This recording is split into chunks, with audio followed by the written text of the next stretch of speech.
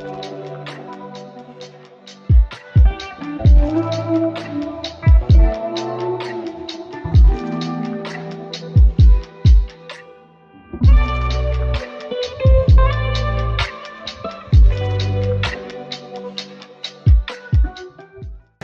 you so much, everyone, for coming out. You are at the Torch Wildfire Reading Series.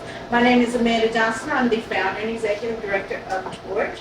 We are here at the beautiful Red Salmon Arts, Resistencia, a staple in the Austin community. Round of applause for Red Salmon Arts and Resistencia.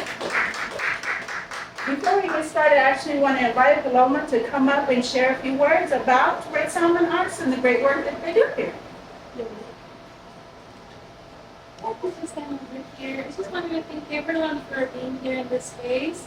So Resistencia, Red Salmon Arts is the prayer and work, lifetime work of Raul Salinas. You may see him pictured with his beautiful braids with his glasses. He was a man that was incarcerated, and a lot of his work began during prison and after.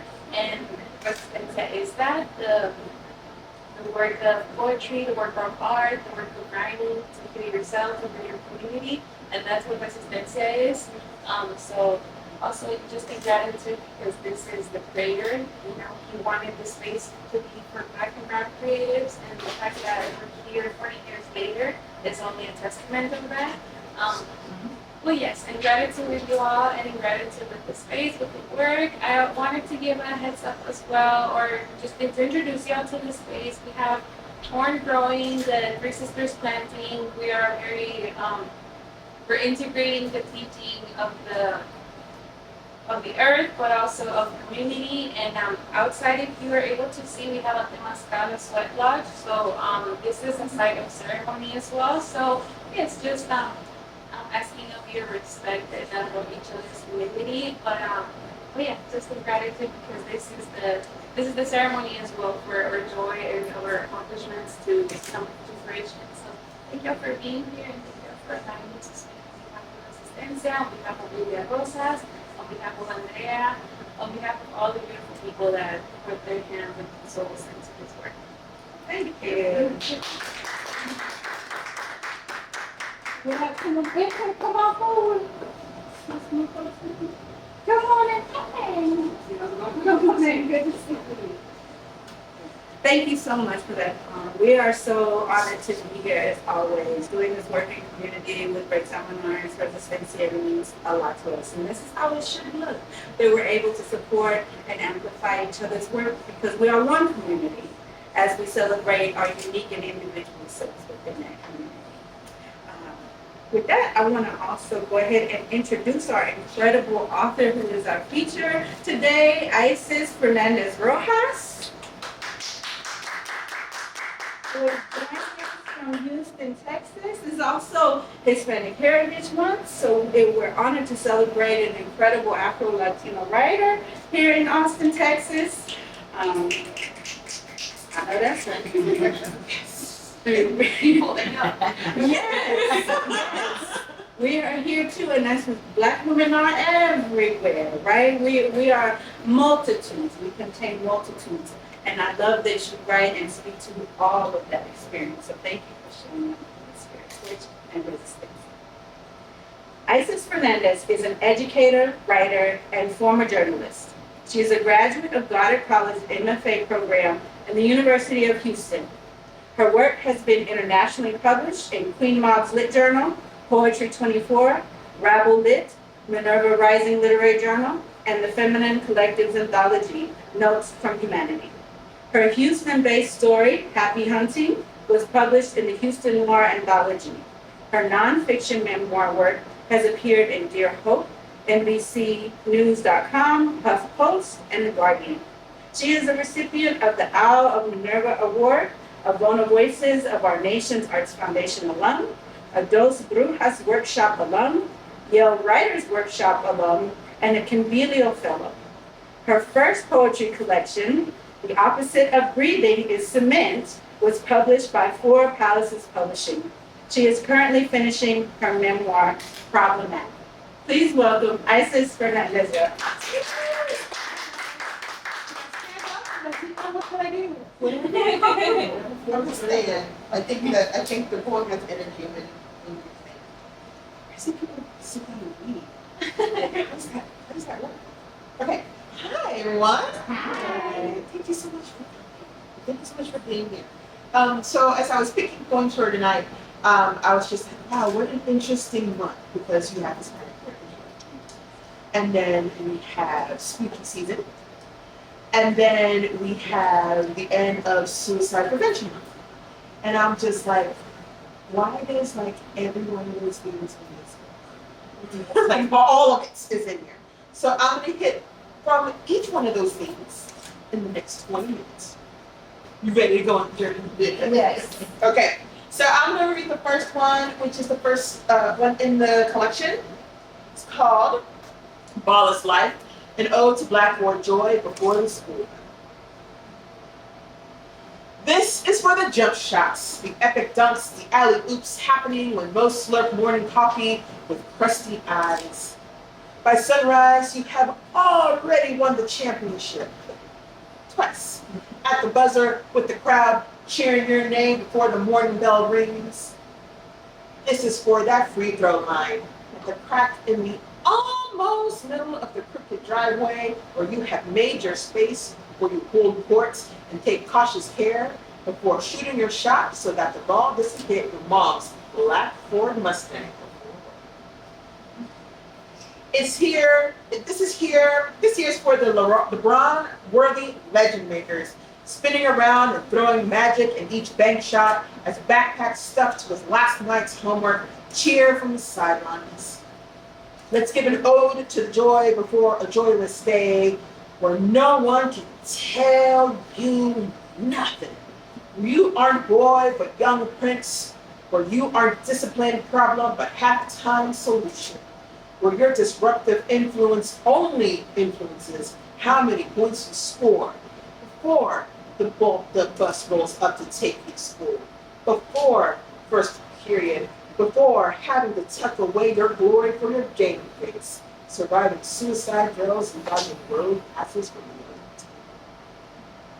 other. A prayer for the moments before the sun comes up, and that you are the brightest star for miles.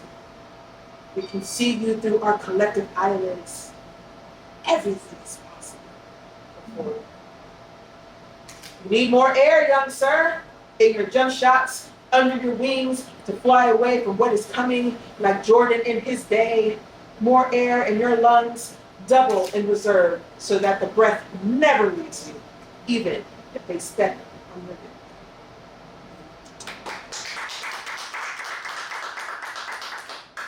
So that one, we were talking about the project earlier, and I was just like, I think I wrote one. I probably published it, so I don't know. That was actually literally, it was my neighbor who lived totally outside, some catty corner from me. And it was during all the George Freeway.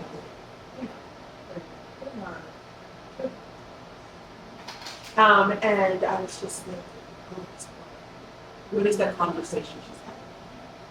Because it's just like, at the end of the day, he's just playing basketball before school starts. And I go to school before now. So that's where that one came from. So I dedicated to him, even though he doesn't love it. That's right. One day he will see it. You'll know it's about him. I don't even remember what his name is. He's in college now, I know.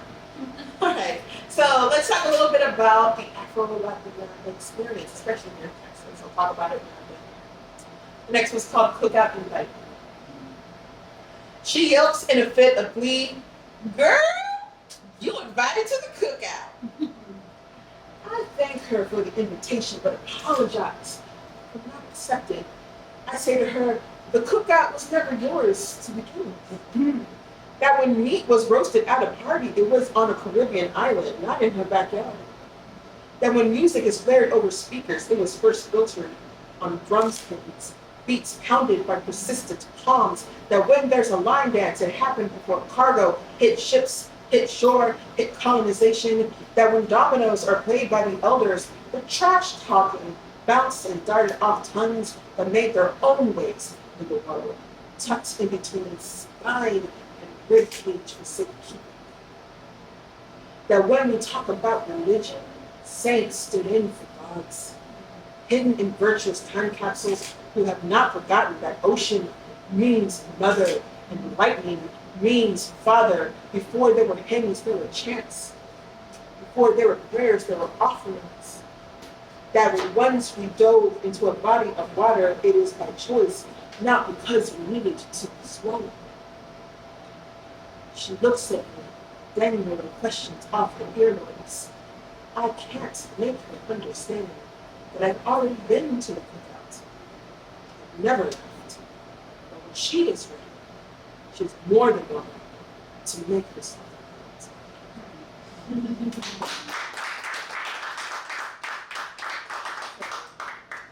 I think one thing when we talk about the Afro-Latina or Latino or Latinx or Latinx, it's true.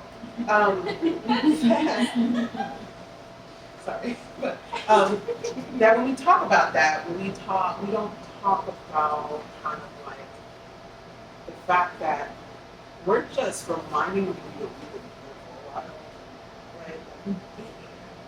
We've been at this party, like we put out the chairs, we put out the decorations.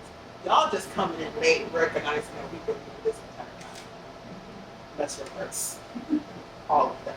And so that was like that poem, right? And it's just like, especially living in Houston, where our family in our neighborhood, which is a working class neighborhood, we were the first family, one of the first family of color in our neighborhood.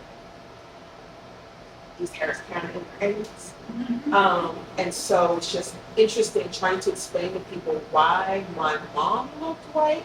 She was not white. And why my dad spoke something different. He spoke Spanish.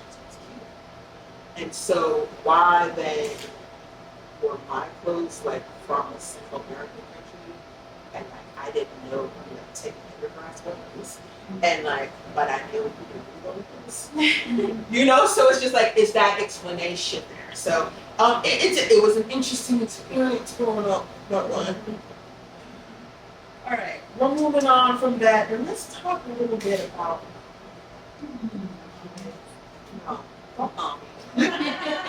Don't own me.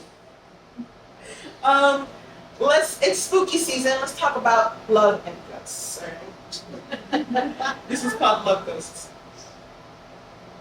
They say 18% of Americans have seen a ghost. That a haunting is a person experiencing the hereafter while still alive. While the heart still beats, the blood still circulates. There was always going to be a part of the haunting. Like debris after a storm, you linger, echoing in the most inconspicuous ways. In the memories created, the endless conversations, that time when we couldn't leave each other. Now you are here, but I forget to breathe. In the way I am born to breathe, this haunting is karma. Lessons for the things I had to learn. Me. I am reminded of who I was and who I can be. These two people, they are not the same. This is a haunting of a different kind. You are a love ghost, too transparent to grasp, dead in the ways that matter, the physical matter of your love survives, as to the questions. Or conversations happen in mouth that we have never uttered.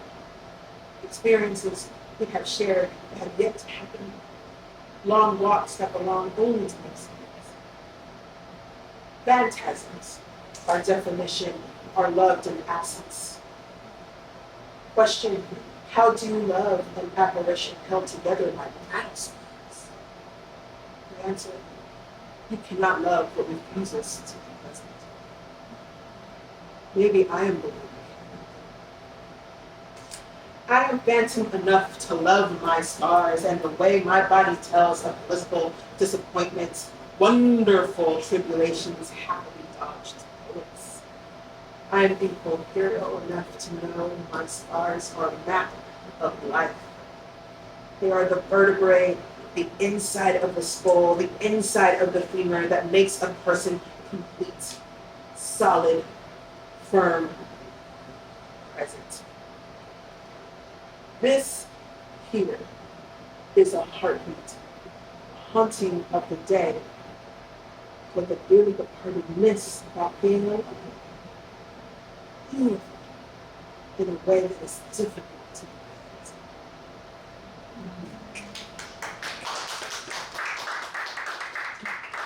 create. Look, I have felt some emotions in my life. And that one came out screaming from inside the ether of my ribcage. Come on, folks. Woo, I know, right? That was off the dome, too. That was off the dome, and I haven't written poetry in a while because I'm working on fiction right now. But oh my God, yeah, that one came, and like, you know, things happen in a relationship. People are people. They are people, and they make choices, and sometimes you have to see them for who they are, right? Even when they are not at their best. And sometimes being at their best means that what you are loving is the aftermath of so many battles. We're loving pieces of a person that they can't put together quite right and enough for you. And when you realize that, the hardest part is just like letting go because it's not your job to put things back together. I know that was deep, right? Yo, therapy is amazing. Yeah. It is a fact. It is fast. It is fast. All right, I'm gonna skip this next one. I'm gonna skip because I want to get to that one because we talked a lot about love, but I want to get to the other boyfriend profile here because it's fun. Okay, so let me get to this one. So this is like my little every poet has a chapbook. This one's mine. It's satisfying. Yo. Every poet loves satisfaction. Staples comes in clutch though. They come in like you like order and you sweet talk them a little bit. They will get your rubber pin in. They'll get it done in an hour. But you got sweet talk. Yeah. Oh please. Yes. All right. Another little love poem here. Something after the rain. Let's sit like the first time. Press fast forward on the life lived in rough skin and getting to know these silences. Patchwork and flickers of the timeline seen through finger-covered eyes. Just to the ending and just to see if we were right. Just to see if we are the same. Now, later, always. Yes, my love. We are bending time to our will, reading the final page of our story, skipping to the book, tempting the words of songs. How are we not entitled to a sneak peek of our happiness? There's too much missing in the in-between, the alpha and omega bookends of us. Like that Sunday when you ask how much sugar is too much in Kool-Aid, or that road Monday night in bed when I thought you already took out the trash. Or that fight when you say, you drive me fucking insane. Or later that night when you say, I'm sorry I said the thing that made you cry. And I said, we've missed it by skipping the build up to the top of a roller coaster we manifested. The heart of the thing we missed. There is something after the rain called the smell of fresh earth after a quenched thirst when it's had just enough, learned just enough to renew, not by ending, but by process. My love, blessing. How beautiful the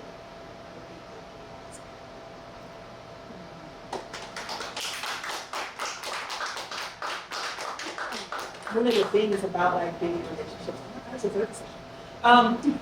It's like you kind of like, oh my god, everybody's really excited and like you kind of want to like get there, but like the getting there is the thing. the process is the thing. It's not the ending that's the thing, right? It's not hopefully you standing in front of somebody saying a vow, saying, I will love this person for the rest of my life. The process is the thing. And so that was the poem to remind me. That was like the process. Also, I like the word petrichor. It's a cool word. And I challenged myself to use it in a poem. Done did. Done did. Done and did. Thank you, Cardi. Woo! We're not gonna talk about her, but my girl. My girl. Okay. Praise Cardi. I'm gonna write an ode to Cardi one day, and it's gonna be amazing. I'm waiting for inspiration. All right. So for the last poem, I am gonna go into spooky season now. So spooky season. Hello. And I challenged myself to write a spell.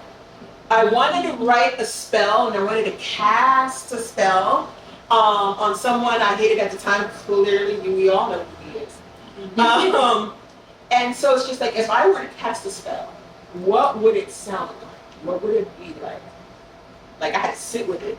All right, here it is.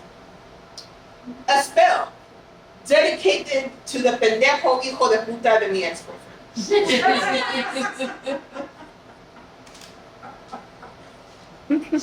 Also, I haven't gone through this poem without laughing. I'm gonna try. I make no characters. Look, the first time I read this in public, I almost peed myself. Because it was so funny, and people were laughing, and they couldn't stop laughing, so I couldn't stop laughing, and then they couldn't stop laughing because I kept laughing, and it was. Somebody has it on video somewhere. All right, let's go. Ready, go.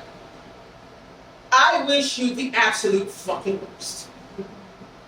May you always have strife and unease. May you always have the day you deserve.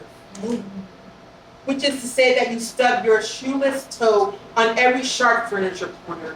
Which is to say that your gas tank is always on E when you are late for work, on every rainy morning, and in the middle of drive time traffic, and in record-breaking heat waves.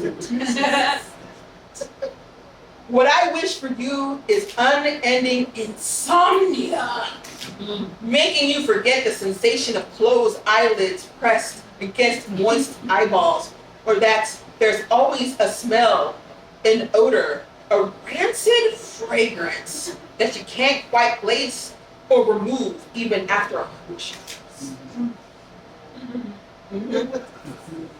May you always work weekends and the night shift. I hope the rest of your hair falls out in the shower. And that your former follicles find a new home in the pipe crevices of your house, creating, of course, a biblical flood even Moses couldn't maneuver out of.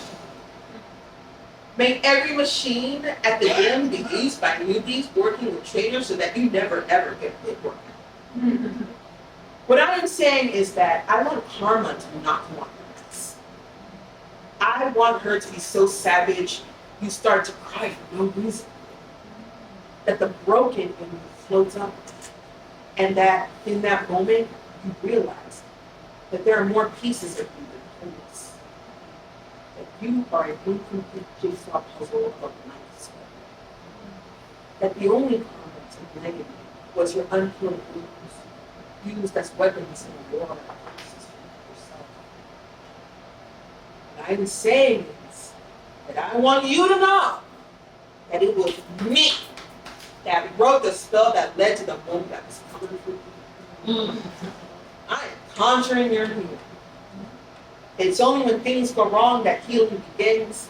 May you understand I sent you chaos because of love. You're still a pendejo hijo de puta. But one on the way to healing. You're welcome. So good.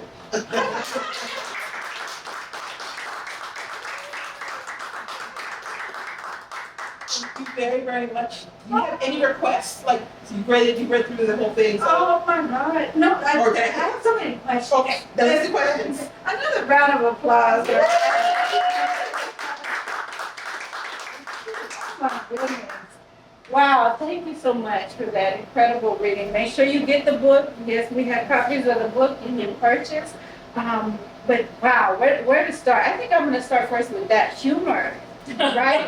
Not everyone can write humor, right? And in poetry, you know, where do you find inspiration? Obviously, we have a specific story here. Right. Don't cross Icess. That's also because you might put a root on somebody. But where does humor enter into your work, and how do you balance that with other strong themes? Right. That's a good question. I don't know. Mm. That's how people tell me I'm funny. I'm like, no, I'm not funny. Right? People are hilarious. Because sometimes it's just like you're using logic, and like logic don't fit. Like, ooh, that's it. Like literally, I'm like, I don't even say bless your heart. I'm like, bless it. Bless it. All the way. But also, like, the book has so many dark themes. Like, I didn't go into the dark stuff because it's a Saturday. But it's like there's so many dark themes in it that like I enjoy writing. Like the spell one. I didn't think it was funny until I read it that night. That was that first night I read it. And I read it for we had a reading series, or have a reading series. It's still going. Through one of the radio stations. Houston, and that was the first night I read it. And a friend of mine said, "Oh my God, like that is." You said you wrote a spell. I thought you wanted him, you wanted to like crucify him, but like you really just wished him all the petty annoyances in the world. I'm just like, what else would I do? Like, no, I want him to be constantly annoyed because that lasts forever. Yeah. That is only one time. Worse things than that. There's worse things than that, like going around smelling awful. Like that's annoying. I love that. No, I love that. You said, for the people are funny. True. And in that poem too, there was still love in it. It came back around to love is the reason why I do this. That force, right, that comes through that, and then the repercussions of when that love is not handled, right? Let's talk about that too. Then, how does love and joy appear in your life? So that it can make its way into your work. And I want to expand on that a little bit. The incredible quote, Bobby Francis was with Torch last year during the Texas Book Festival. And I always ask our features about joy because I never want us to be stagnant in a place of pain or trauma, which we talk about and write about. We have our experience, right? Especially as people of color in this country. That's there. But so is joy, loudly. So is love, loudly. And I asked her about that, and her response was that she has not lived a life that afforded her that much joy. But, and that made me very sad to hear. But then she said what she wants more is parity. So that there was an opportunity for joy. That we're actually in so many spaces that don't even afford us the possibility of joy. That as long as we have that, then there's hope for a joyful and loving life. So what spaces allow you to have joy and love in your life? And then how do you translate that into your work? Woo! That's a tough question. So a couple of things. I am very, very, very lucky at the job. I get to teach people work. Someone pays me to do that, which is amazing. And for reference, poets, we can spend years worrying about that comma. Right. It's an intense conversation with the page about the comma. Should it break here or should it not? Should the comma do the breaking? Yep. So I find joy a lot. I'm a professor. I find joy in that because, you know, college kids are interesting because they are really good at the TikToks and the social medias and the, but they don't know how to use a Word document. What's a computer? And so kind of seeing them open up with just the use of English, you know, and seeing that we talk about it, we talk about okay, this is not. Some people don't use it, some people do, and some people don't. Right. So the people who don't use it, watch out for them. They're not people. They're reckless. They're reckless. I don't know, right? Right. But the people who use the Oxford comma, those are good people. They want you to have clarity. Right. Exactly. And so, you know, it's like opening up to it and just like having them discover themselves even if it's something basic, like an right? It's like, wait, what? You know, it's just like, right? It's cool. And it reminds me of like, you know, when I first started, right? I didn't learn sort of in 6th grade, but yeah, I started reading I think in college, around their age. I was their age when I first got on the stage, 19 years old. Got on the stage, and that's when I discovered, like, oh wait, poetry's a thing. Oh wait, you can read it for people and like Latin babies. Like I like that, right? And so it's just like that brings me joy. And also lots of pleasure. You know, I find joy in other people's successes. Don't you wouldn't think so? But I do. I want to see people win. I'm tired of seeing people lose. I'm tired of seeing people like in trauma and heartbreak and swell up with so much emotion they can't move and they can't. No, I want to see them win because there's enough for everybody. There's enough for everybody. Why can't we all? Yes, that's what I'm talking about. So you write in many different genres. In poetry, you're working in memoir, you're writing in fiction and you're journalist. I mean, where do you find the time? One, but two, like what does your writer's life then look like to be able to feed into all of these? Little girl. It looks like Reading Papers on Saturday. That's what it looks like. That's real. So it's kind of. So I'm inspired by Jasmine Nichols. Yes. Shout out Jasmine. My girl, yes. Yes. I mean, her husband's also brilliant. Yes, former Texas Poet Laureate. He's yes. But I'm inspired by her because when she wrote like her memoir, one of her memoirs, The Night Moon Jasmine, and I remember her putting it together and her putting it as a hybrid, right? It's poetry and written, right? So she used different forms, and I remember reading through it and admiring how she put it together, and then thinking about genre as tool, and not as like, oh, I'm just gonna write poem today. Oh, I'm just gonna write poem today. I think about what is it I'm gonna say? What is the tool I'm gonna use to say the thing I'm gonna say, right?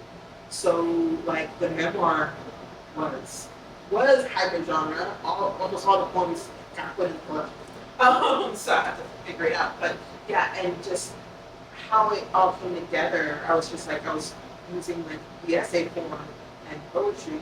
The poetry was like really essays. And it's just like, oh, okay, now I get it. So it's just like I'm thinking about what I want to write about. And then like what's the tool? So right now I'm working on a novella. So which is I'm loving possibly the hardest times just like and like I'm like every single time I'm starting a session with another character.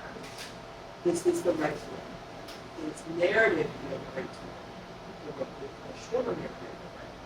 Or do I need a speaker inside? Or do I need a couple? Or what do I need? And sometimes you get it. Get it absolutely wrong in your throat. And yeah, that's how I see it. So I don't really see it as like, oh, you know, I'm gonna write a fiction book, the Great American Novel. The Great American Novel is called Let's face it, Yeah. she's probably a coach, but because yes, and do I want to write the great American novel, or do I want to write the great American write great essay? Is that what I'm gonna do? I don't know. Let's figure it out. So that's how. Does it answer your question? No, it is. I mean, it's incredibly freeing to not limit yourself, right? And similarly, I do that when I'm coming to the page. First, I praise words on the page. Right. I would tell my students all the time, you can't write anything if you don't first have words on the page. So stop censoring yourself and what it's going to be later and what somebody's going to think about it later. First, get the words on the page and then figure out what to do with it. And when you've really been practicing the craft, that's when it starts talking back to you. And you say, oh, this is trying to be this kind of form. Oh, I think this wants to be a short story instead. I think this is something altogether different and new. Like, that's the other rub that people forget. You can create a form and create a new style. You, Jericho Brown. I have performed the Genesis. Yeah, so you can create a form, you can create new styles. Everything under the sun we made, and we also have the freedom to change and create new. So with that, my last question before we open up to audience questions is, for folks who are starting their writing careers or just writing, leave the career part off, and again, I'm just starting to write and explore what this means to be a writer. What advice, Professor, do you have for those budding talents who are in the audience or watching the video? Write badly. Yes. Write god-awful things. Let me tell you, because writing god-awful things now means you have something to work with later.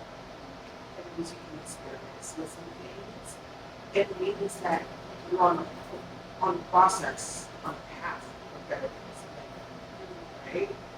There's a couple of versions of the poems in this book that when I look at it, I'm like, oh, I'm so glad that is not what I did. I'm like, ooh, that was bad. But look at where it's coming from here, right? So write very, very, very, very, very, very badly. Read everything. Read the good and the bad. Know the difference. Be curious. Try it out, right? If you read, let's say Stephen King's book, right? If you read something that Stephen King wrote, figure out what he did that made you like it, like his character, how he put the scene together, it's the pacing. Then try it. And in the process of trying it, start reading stuff. That's what would be my advice. Thank you. Any questions? As somebody who's really busy, what kind of practice do you have to keep yourself Reading, lots and lots of reading, because sometimes that's all I have, frankly. And reading is the thing that I want to write. Right? Looking at books and short stories and plays. And so just like for the novella, right? Clearly, she's on the playlist. Harrison Bergeron, my favorite mom, gets on the playlist. That's a great short story. Very much. Who wrote this? It's really sure book. She is not a.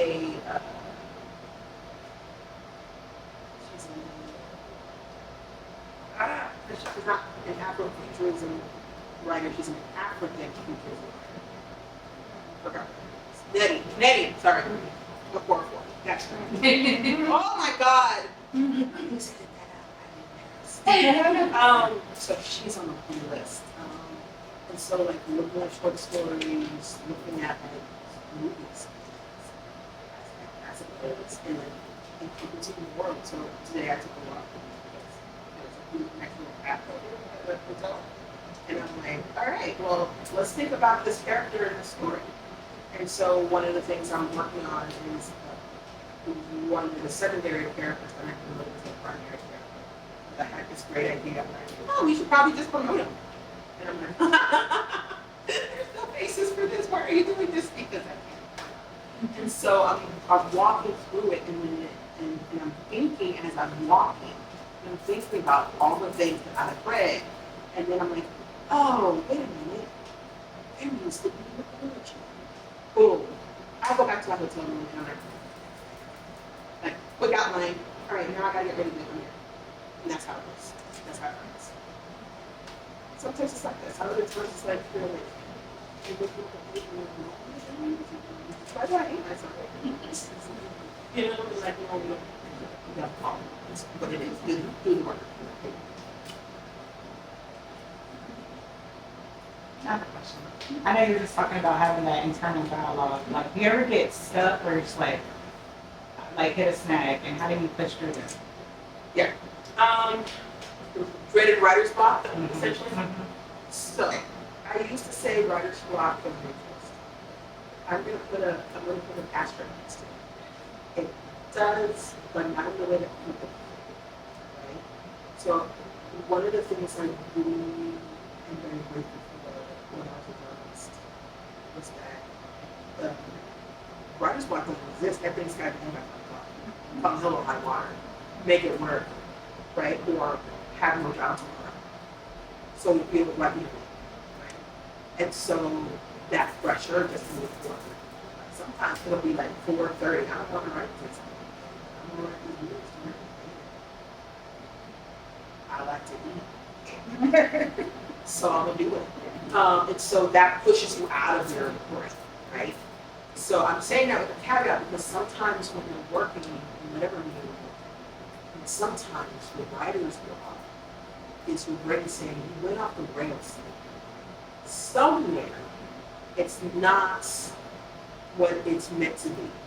Not what you think it's supposed to be. It's not what it's meant to be based on what's on the page. You may be forcing it to be something that you want it to be. You're not letting it be what it means and wants to be.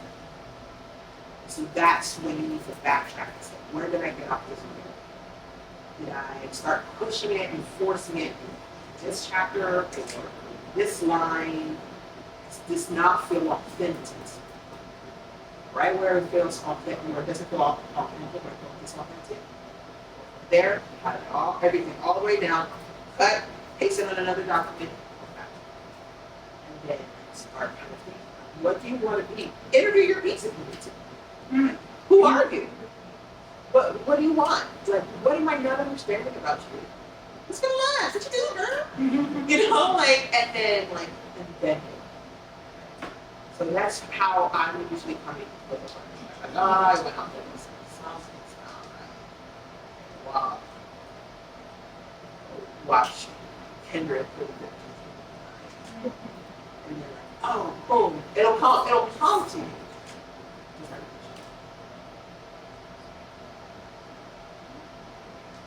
Thank you so much, Icess Fernandez Rojas. Everyone.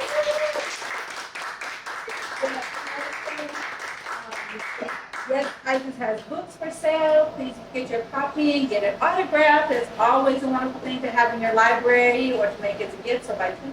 But also, Paloma said if you want to explore the shelves up front, there are books available for sale here at Resistencia. So, thank you again, Resistencia. Thank you again, Lily, who could not be here today, for opening up this space. Always in memory of Raul. So thank you so much for starting this incredible organization and sharing your gifts so we could be here. And thank you to the Torch team. Thank you to everyone who's supporting Torch. And it's my job to say again, we are a nonprofit organization. So if you can make a donation, if you can donate to Red Salmon Arts, we can use every single bit of your support. You can learn more about Torch online at torchliteraryarts.org. And I hope to see you at the next events that are listed there in our calendar. Thank you so much. That's fun.